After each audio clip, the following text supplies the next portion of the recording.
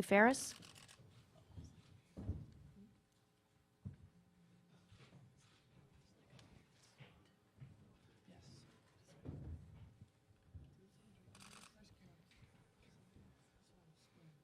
We'll start taking questions for the student athletes.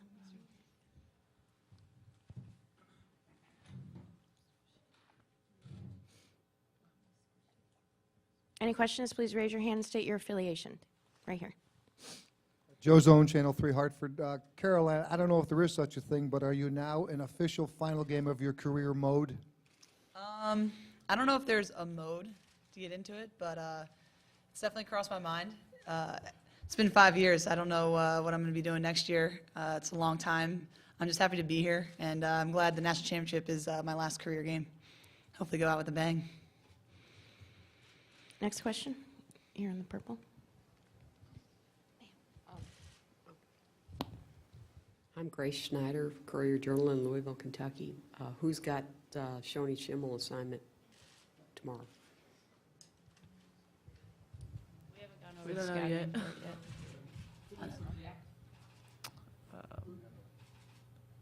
That might be a better question for Coach at that time.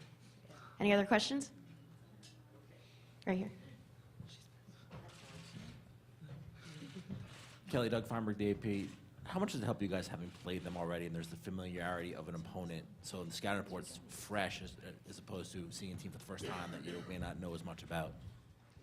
It helps. Obviously, they're a Big East team, so we've seen them a couple different times and played them once earlier this season. But at the same time, that was a while ago, and you know they're going to change, and just as we've changed over the season. So there's some things that are going to be the same about them that we know, and then we just have to make sure that we're focused and prepared for the type of play that they're putting on right now.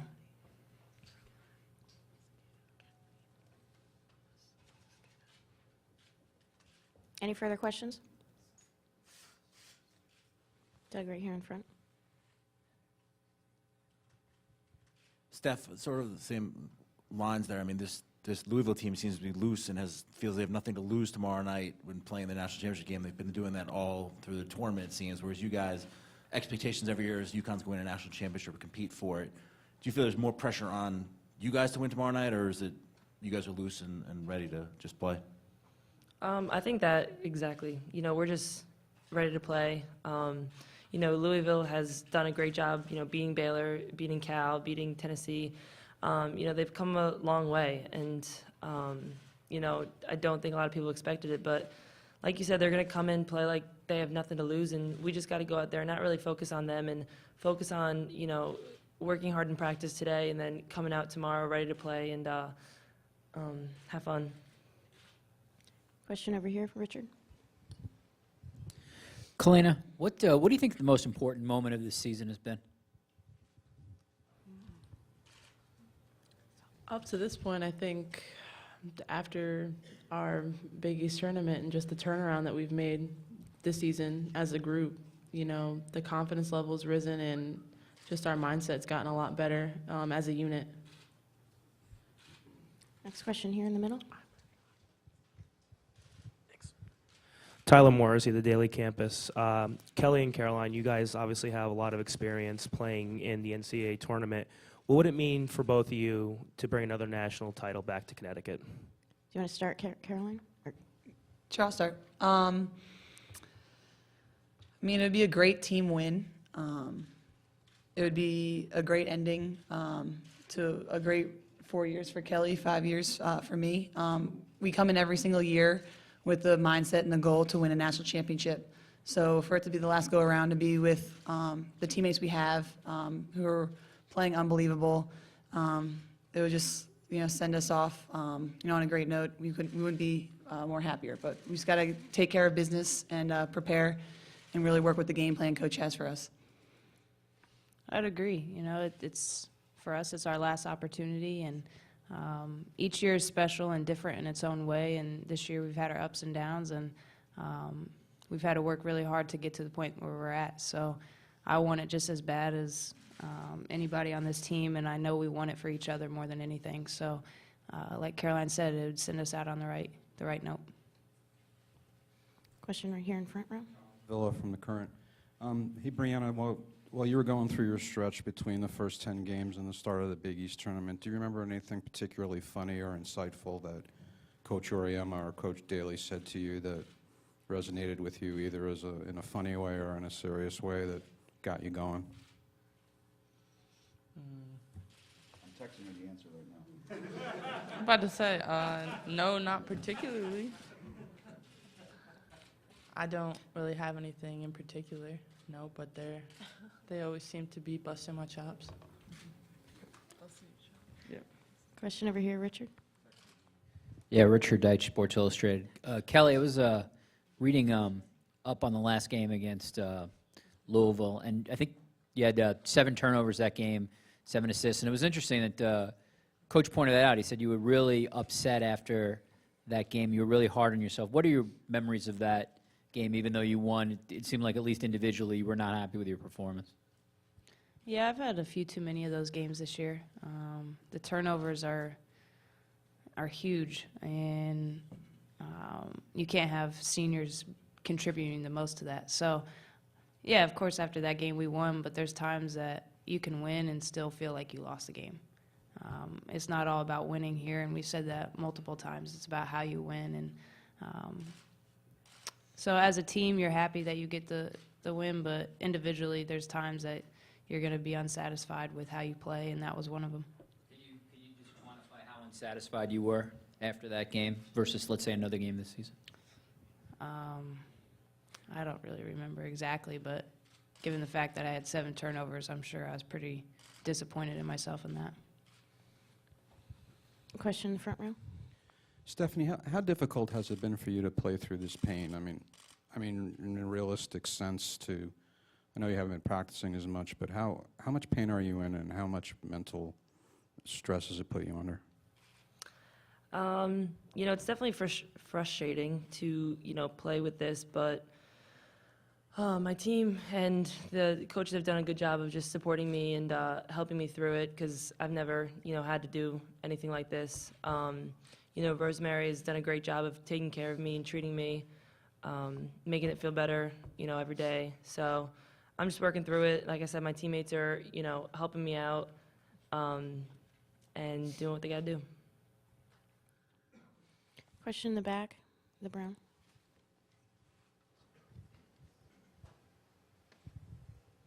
This is for Kalena. Very few programs have such legendary figures as a Diana Taurasi or a Maya Moore, and sometimes I think it can be hard when you're the player who comes in and is inevitably compared to these great players. How have you sort of dealt with that and tried to just be yourself, not necessarily get caught up in being compared to legends in your program? It's easy with our coaching staff and with my teammates to not really get caught up in stuff like that, especially playing on a team like this with so many good players and so many people that are capable of so many things. You don't really think about yourself. Last night was a perfect example of what a great team we have and how many great players are on this team. It wasn't just one person, making everything happen out there. It was a team effort.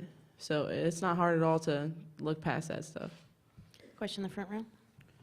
Brianna, people have expected so much of you since you were like 14 years old in terms of playing. Do you ever surprise yourself by what you're able to do? Do you ever come out of a game and go, I didn't think I was capable of something like that?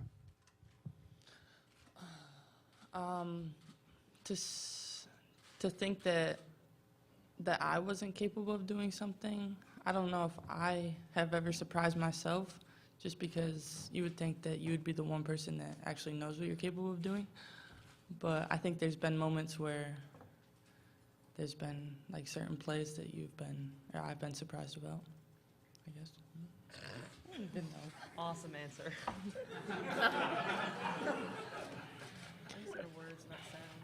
Question over here in this right side. It's for Stephanie. Good to see you smiling. You usually come into press conferences smiling, and you looked a bit in pain. What? But usually, when you come into press conferences, you're always smiling. And I'm always smiling. anyway, my question for you, just talk about the 3 seniors and what they've meant not in terms of leadership this season, but since the end of the Big East tournament, how key have they been to just bringing everybody back together, getting on this new page that you've done through the NCAA's? They meant a ton. I mean, they have, since then have, spoken to all of us saying, this is their last year, and, we're all going out fighting for them. We know they want a national championship. We want a national championship for them, and, they've all given up so much and worked so hard for all the years that they've been here. So, for any of us to give anything less than our best out there would be a disappointment to them. Question over here from Richard. Stephanie, do you think, right here. Oh. All right. You think you guys should be favored in this game? What'd you say? Sorry. Do you consider yourself the favorites in this game? I don't think so. I mean, we can't really think about that, to be honest. We got to go into it like I was saying before, Louisville's going to give us a great game. Every team we've played in this tournament has given us, a great and tough game. And to go into it thinking that we're the favorites, I mean, they beat Baylor. So we got to go into it knowing how hard they've worked to get to the point that they are. And like I said, focus on ourselves and just executing on offense, defense, and just playing together as a unit. Time for one more from the podium here. Gino, you guys are here. You guys are 7-0. Yeah, I'm allowed to apparently ask you. You guys are 7-0 in title games in your career. This is the first time that you're here that you haven't won a title, a Big East title beforehand. Does that make this one different in a sense that there's been sort of nothing accomplished this year as far as championships that may be goals for the team, and now you have a chance to sort of right that by winning the eighth one? I don't know. I mean, I guess that's kind of stuff that, when you guys, have to come up with. But I think we won like something like 13 or 14 Big East championships in a row. And I don't ever remember anybody at the Final Four saying, well, you won the regular season and you won the tournament, so that should prime you for the national championship. I think what happens, I've always said this, what happens during the regular season and what happens in the tournament, you kind of have to put all that behind you. Winning the Big East championship's a lot harder than winning one game. Winning the regular season Big East championship's a lot harder than winning one game.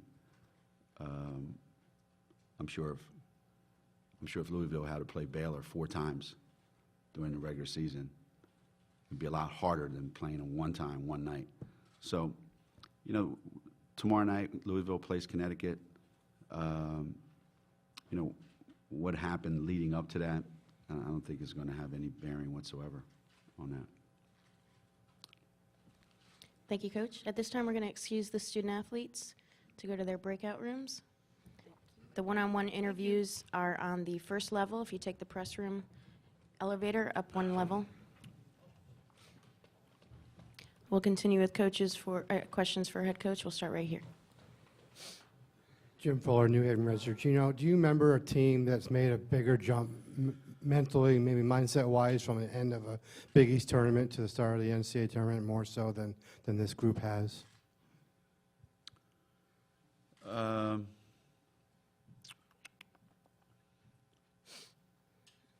Maybe not. Maybe not. There's been other times when we've had to readjust, how we do things, who we are, and recalibrate, I guess. I remember in 2003 and 2004, we lost in the Big East tournament. One time in the finals and one time in the semifinals. And after that, we had to go back and kind of switch gears a little bit and, ended up coming out and winning the national championship both of those years. But again, I'm kind of torn about all this, because I know we made some changes and I know we changed a little bit, but like I said yesterday, and I know a lot of you guys weren't here, we didn't have a 10-game losing streak during the season, and then we had to fix everything and then come in as a 9th seed and shock the world, and here we are. Holy shit, how'd they get here? I mean, We won 30-some games, and we beat the ACC champion by 30, the Big Ten champion by 30, the Pac-12 champion by 26, and the Southeast Conference champion by 30. So we didn't sneak into the tournament. We just had to make a couple adjustments to how we thought and get a couple kids to kind of step outside their, their little world that they lived in that was not helping them. So in terms of, how much we've changed as a team, it looks like a lot on the outside to what you're seeing, but internally, it wasn't that much. It was just a few little things that had to be adjusted. Go right here next. Joe Zone, Channel 3, Hartford. Gino, assuming that there was quite an excitement from winning last night, are you concerned that the beginning tomorrow night may take a little while to get back to where you should be? It always does. It always does. The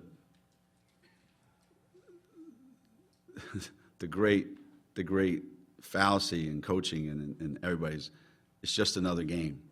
No, it isn't. I mean, it's the national championship game. So you can try to spin it any way you want, but for both teams, those first 5 minutes, look at last night, the first 10 minutes, it's hard to get anything done. I mean, it's really, really hard. And I think tomorrow will be the same way. I think that it's going to take both teams a little bit of time to get comfortable. Now, I could be wrong. I mean, one team could just start off, like gangbusters. But my experience has been that it's a hard game to play in early on. You really do need to, kind of let the emotions wear off. And that's going to take a little bit of time tomorrow night. Question right here in the front. Do you know the question that I try to get Brianna to expand on regarding if she ever surprises herself? If you had the time to text that answer to her, what would you have provided her with? I don't know. I mean, I think the really good players. I think the really good players they expect to be good. So whatever they do, they expect it. I think the players that aren't that good, it's like Shaq in the commercial, when he comes out of the car, and he goes, that's like how I felt when I made 2 free throws in a row. Wow! That's a lot more than I hoped for, The great players, everything they do, they go like, I can do that, because that's what makes them like really, really good. So I'm not surprised that she said, I know I'm a good player, so when I play well, I'm not surprised. I'm sure the thing that surprises her, or any of those other really good players, is when they play terribly. That probably is a shock to their system more than like, wow, I'm surprised I just did that. I think the opposite is true. Question here in the middle. Dan Agabetti, Daily Campus. Coach, what on earth did you think it would take to get Heather Buck into last night's game? What did I what? What did you think it would take to get Heather Buck into last night's game? Why is that relevant? I mean, I was just asking about last night. Why? I mean, Heather Buck's one of our players, so I put her in when I think it's time to put her in. No sooner, no later. Question right here, Jerry. If you go on and win the championship, what would be the most rewarding thing for you about this particular team?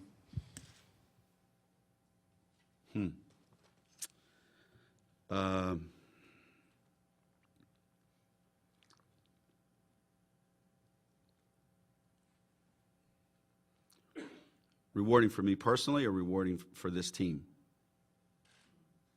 You could, both ways, I guess. Whenever I talk about my team, and especially with my team, I always talk to them in terms of what I think they can be. So when we got together in October, actually when I saw them in September during their preseason workouts with Amanda Kimball, our strength and conditioning coach, when I would go watch them in the morning, I remember saying to them, I think this can be a really special group. You guys have a certain something. And I saw it in their workouts, the way they acted, the way they behaved, the way they competed against each other, how hard they went, just the aura that they had with them. and they all made a point to mention it to me almost every other day in the office. They would come to me and they would say, Coach, this just feels good. It feels different. So when I started to think ahead, I started to think of all the possibilities that this team would have. And then when things got a little bit out of kilter a little bit, and players didn't develop like I thought they were going to, there was almost this sense of maybe I was wrong. Maybe what I saw wasn't really what is true.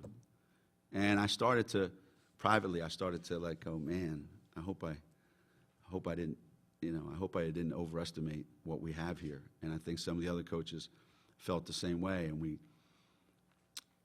just didn't know what to do to get some of these guys to shake that little bit of doubt that they had in their minds. So what will be most rewarding for me, that it wasn't easy, that they were able to conquer some things that are hard to conquer, which is mostly in your mind. And if we're fortunate enough to win tomorrow night, that'll probably be my biggest takeaway from that. Question right here in the front row. Hey, Coach. You've said, we've heard you say, you can't win championships without great players. Well, two of them, Diggins and Brittany Griner, are leaving, and they have one between them. So can you talk about how hard it really is to do what you guys have done? Because I think we're starting to see it now. Well, I always thought that. I always thought that while we were, while we were in that run of from 2000 to 2010, where we won 6 championships, 5? 6? We won 6 championships in 10 years.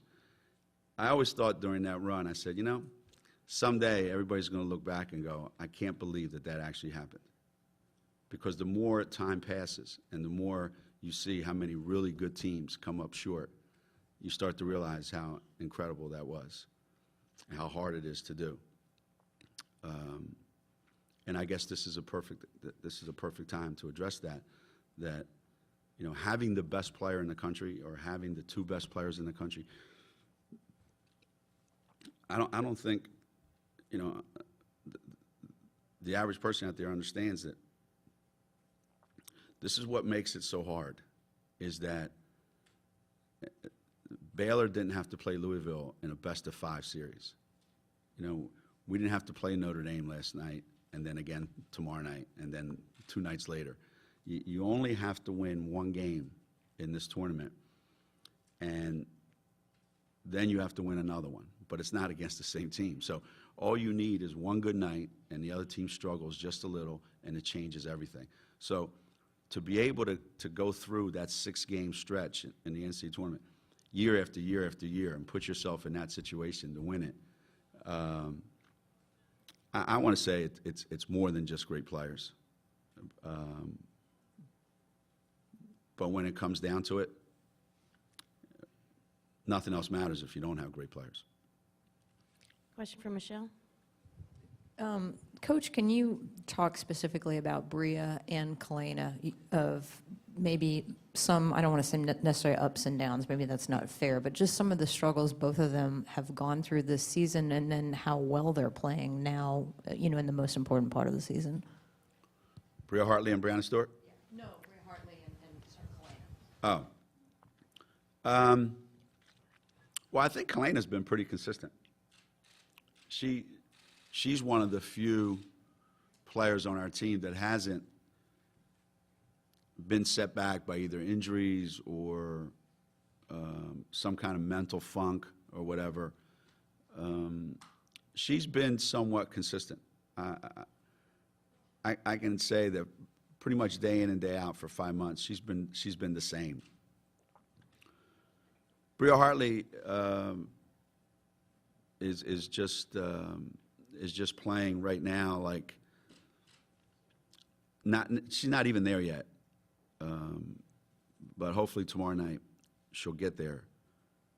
But there was a level that Bria Hartley was playing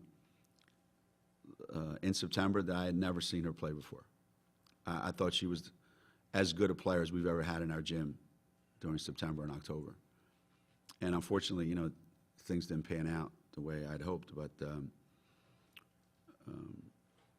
I'm a firm believer that when you're as competitive as Bria Hartley is, and when you want to win as bad as she does, you just figure out a way to be ready for the biggest games. And I don't know who's going to play really well tomorrow night, but she's going to be one of them. Question in the back. Gino, you've had a lot of great players that you've talked about over the years. Is there anyone that you could compare in terms of sacrifice and pain over 5 years and perseverance to Caroline?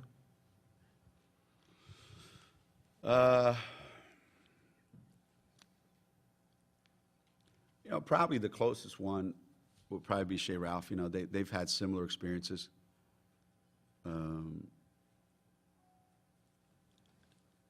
Shea,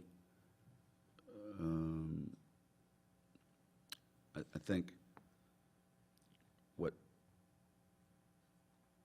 what Shea went through, you know, you talk about somebody that could have won 4 national championships. The 4 teams that Shea was on, her 4 years at Connecticut. At one time, during those 4 seasons, we were the best team in the country. And had Shea been completely healthy all 4 of those years, we would have won 4 national championships. So I don't think anybody's suffered from a physical standpoint more than Shea Ralph has at the University of Connecticut, or sacrificed her body more. And with Caroline, it's been maybe even harder because with Shea, even when Shea was hurt, she was one of the best players in the Big East and maybe in the country. With Caroline, her position is different, that when she's not 100%, it's very difficult for her to get the things done that she wants to get done. But I know right now she does. I think right now I don't think there's anybody that appreciates being here more than she does.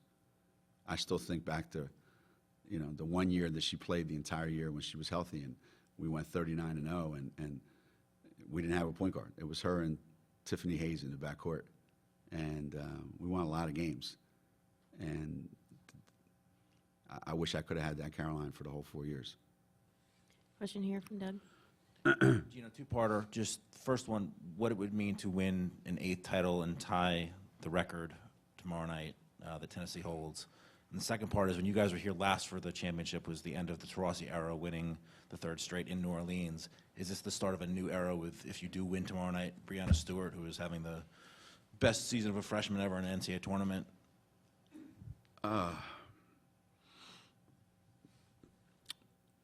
You know, talking about things that haven't happened yet is never a good idea.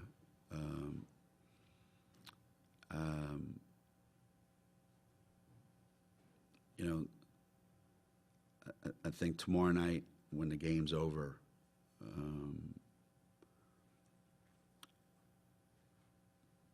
if we don't win, it's a sad way for Kelly and those guys to graduate. If we do win, it's an amazing way for Kelly and Caroline and Heather to finish their careers at Connecticut. And if we do win, it's something that Kalena Lewis traveled 3,000 miles from California to go to Connecticut to get. It's, you know, it's why Mariah Jefferson came from Dallas, Texas to Connecticut to get one of those. So I think if we're fortunate enough to win tomorrow night, it's the first day of a new life for those guys. You know, when I wake up Wednesday morning, win or lose tomorrow, I don't know that my life is going to be impacted that much. I don't think it's going to be impacted much. Question right When I here. go to the Masters Friday, because my son's down there, that'll be impactful. Right here, here. Hey, Coach. Rachel Whitaker with NOLA.com. Antonita slaughtered on fire from three-point range yesterday. If you could talk about the challenge of defending that shot tomorrow and how crucial that will be in order to win. You know, I watched that game yesterday, and it's just not. He's got to be a genius, that guy, because every time I see that kid catch the ball, she's wide open. And I can understand if it's the first game of the tournament, but here they are now in their 5th game in the NCAA tournament, and the kid for 40 minutes is wide open every time she catches it. So I'm going to have to watch their films really closely and find out how the hell he does it, because I want to try to do the same thing with Kalina Lewis. But she has made more big shots in this tournament than anybody I can remember in any 5-game stretch. So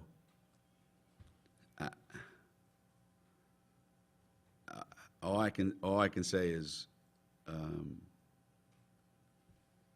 if we're there and we have a hand in her face and she still makes them, then God bless them. They deserve to win. Question over here, Jerry. Gino, what happened to Bria? Did she just lose her confidence, or what happens to a player that's playing at an exceptionally high level and then seems to really dip like that? You have daughters? One. So you're just asking me that to piss me off, right? Because I got 2 of them. And I can't explain the stuff that goes through their heads.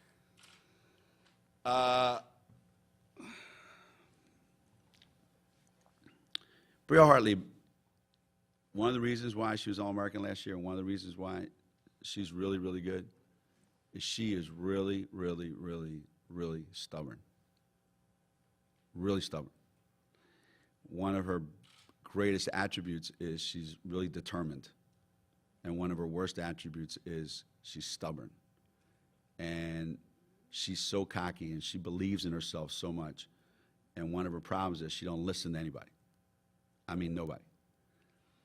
So when she was hurt, she wouldn't tell anybody. So she kept playing on an ankle that was bothering her. And then it got to the point where she can't practice for a month. And during that month, she realized how being stubborn and not wanting to listen to anybody, how much it cost her. And when she came back, she tried to get it all back real quick. And when it didn't happen for her, she just collapsed.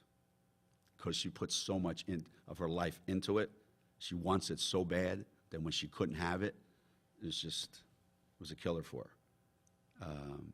But through it all, you know what happened on the backside of that, at the end of it all, she's learned how to open up with people, tell them what you think, listen to what they're saying to you, take everything in, pay attention, say what's on your mind, don't just sit there, and think you got all the answers. So she's come out of this, that whatever happens tomorrow night, when next season starts, there's a whole new Bria Hartley out there now that didn't exist before all this. Question in the middle. Coach, Terrence Harris, NOLA.com. Can you talk a little bit just about maybe how you've evolved or how you've been able to continue to reinvent this team, year after year after year, and keep them at the top? I mean, what's been the key for you?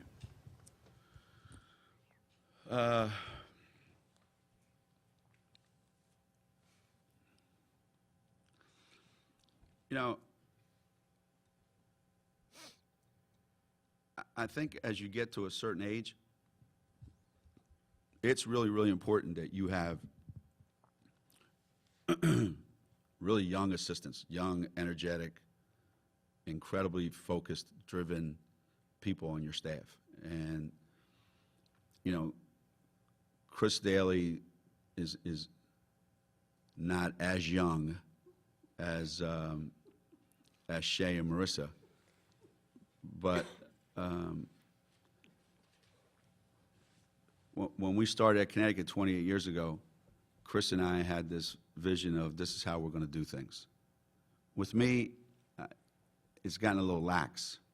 Like I don't have the brain power or the discipline as much as I did to really kind of embrace that as much as I did back then.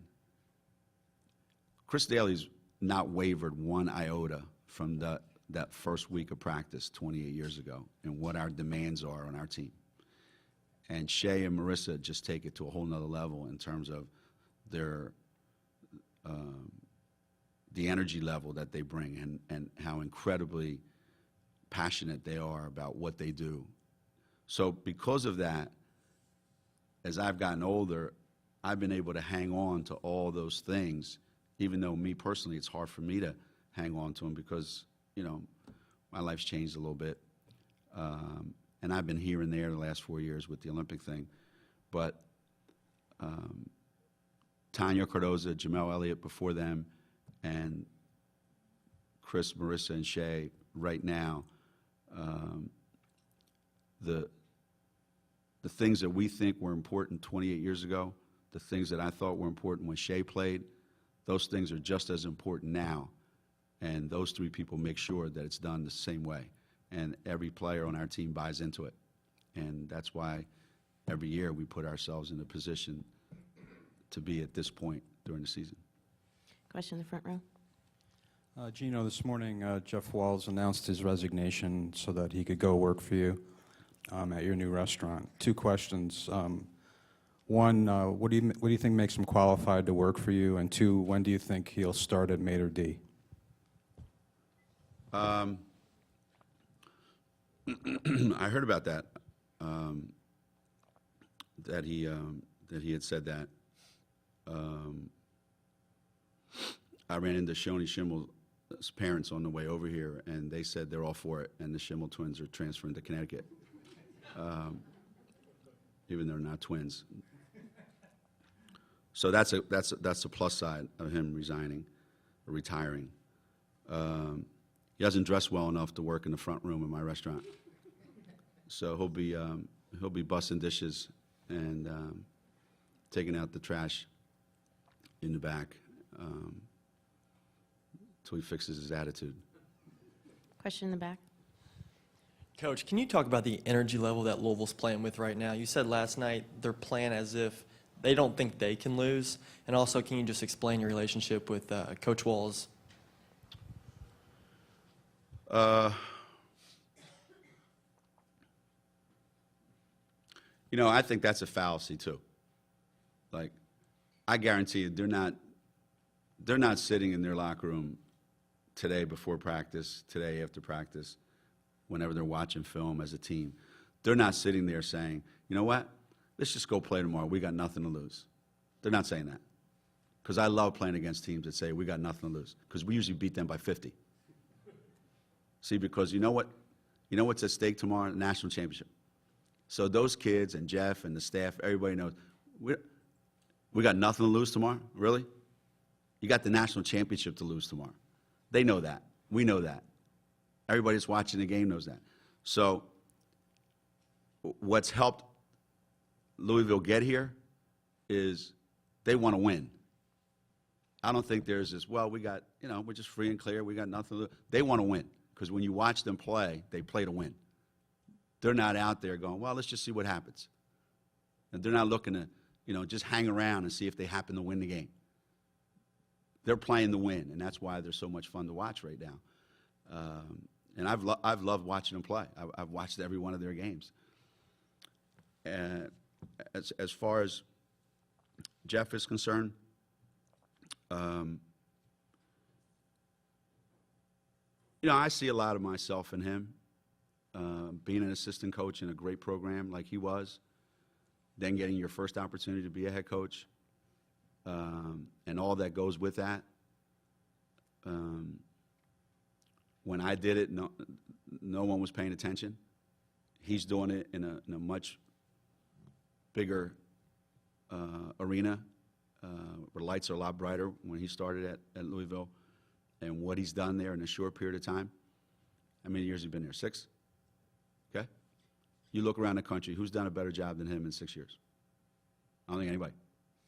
I don't think there's another coach in America that's accomplished as much as he has from where they started in the last 6 years than he has. And I've tried to, you know, we spent a lot of time together at the Big East tournament, at the Big East meetings, and I've tried to help him out a little bit, you know. I told him, I said, you're so inexperienced, you don't even know how to get a technical. You say the wrong things. And I gave him a couple pointers on how to really get technicals.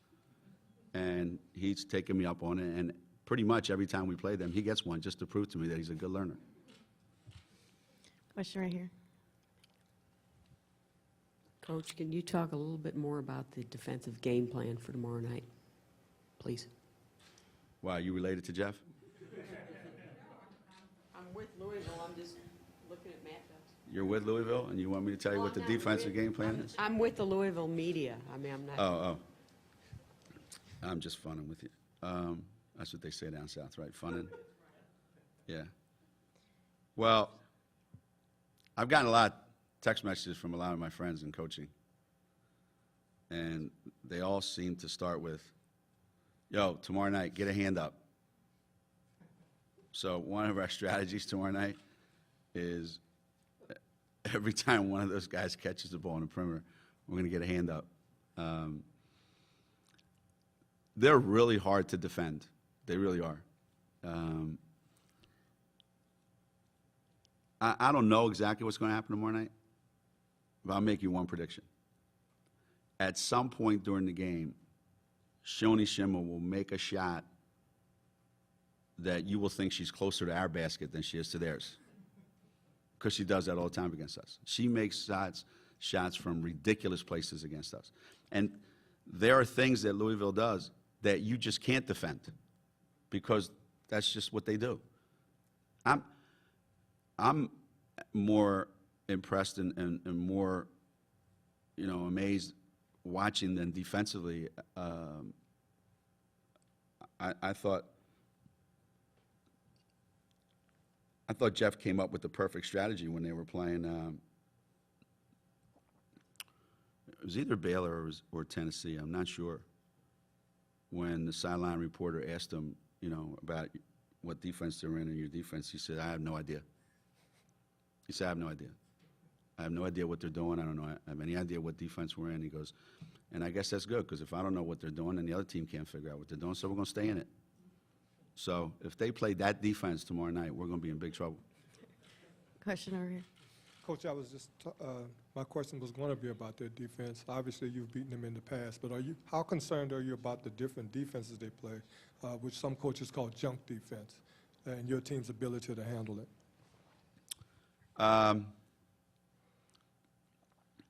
You know, he's always got something up his sleeve. I remember the first time we played them. He had his team line up and go the wrong way coming out of halftime so that we would shoot at the wrong basket. Who does that in a college game? That's something you do in CYO, right? So he had his team line up and go the wrong way, and all my Phi Beta Kappas, they all went with him. And luckily the ref went, whoa, whoa, whoa, you're supposed to go that way. He was so pissed because he had us, and the ref stopped it. So he's always coming up with something. He's always got something that's a little unconventional.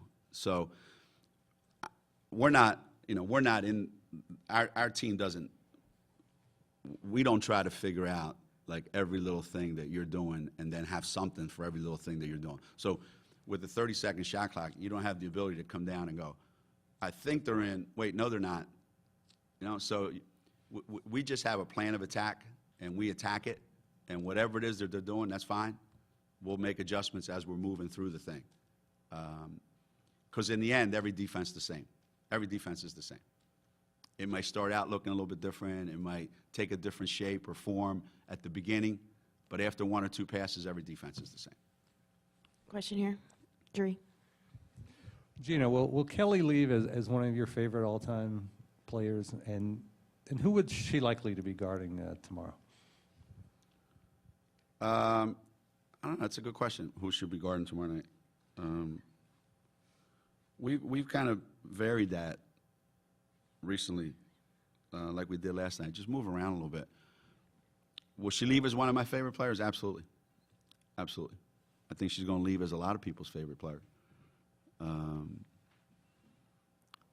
She's, you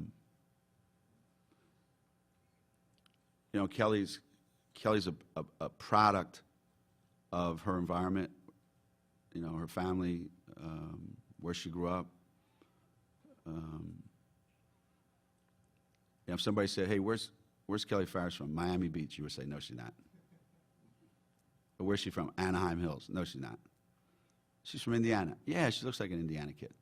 She looks like a kid from a basketball crazy state who just loves to play basketball, who plays just for the love of the game. And I don't think there's that much of that anymore. And she's touched a lot of people's lives up in Connecticut, for sure. We have time for 2 more questions. We'll start here and then go in the back. Gino, you mentioned how the spotlight's gotten a little bigger on women's basketball lately. You look big picture. It seems, I mean, from the president doing a bracket on the women's side now, and the vice president going to the Final Four a couple of years ago, and obviously supporting Delaware in their run lately, and you have a great relationship with the governor of Connecticut. Just, I mean, is it because some of them have daughters and they're following more? I mean, it just seems pretty neat that some of the top politicians in the country are big women's basketball fans, it seems. Yeah, they're the future minivan voters, you know, soccer moms, and everybody's looking for that vote. So maybe they're hedging their bets down the road. You know, one of the few audiences that we don't have is that audience that all the advertisers really aspire to get, you know, that, I guess, that 18 to 35-year-old guy who buys trucks and Miller Lite and Bud Light and all that good stuff. We don't have that audience probably.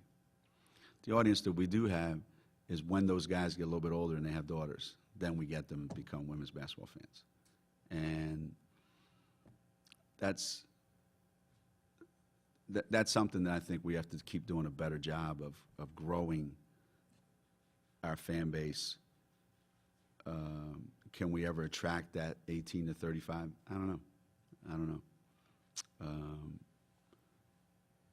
But the fan base that we do have, I think we have to do more to strengthen it. We have to do more to make them more passionate about it. Because as you mentioned, when they do get involved with the game for whatever reason, they enjoy it. They enjoy the experience. They enjoy the attachment to the game. And I think we always have to be mindful of what we're going to do to strengthen that. Take our final question back there. You pretty well answered this story on the question on Kelly a while ago, but Doris Burke the other day said she represented the heart and soul of the team as much as anyone she can ever remember playing at UConn. Can you give a couple of examples of that? And last night, the sequence where she got the 3 offensive rebounds, and then at the end of the first half too, is that what does that sum her up? Yeah, I don't.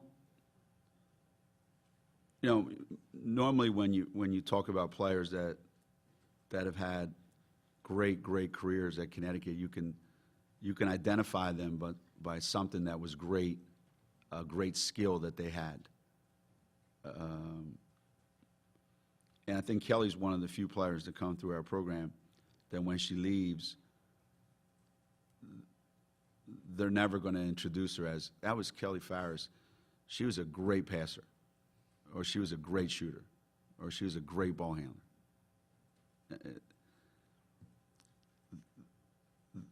For Kelly, it's more those 3 rebounds yesterday, they're indicative of what Kelly's great at. Kelly's great at putting you in a position to win. That's what she's great at. We had no business last year in the semifinal of even having a chance to win that game against Notre Dame, and in the last 2 minutes, she just single-handedly put us in position to win that game. She's done that so many times that I can't even count them. So when she leaves Connecticut, and people ask me, you know, who's one of the best players you ever had at Connecticut, and I say Kelly Farris, they'll say, why? Because she was great at making sure we were in position to win every night. Great, thank you, Coach. You're welcome. The Connecticut locker room will be open at 1:30.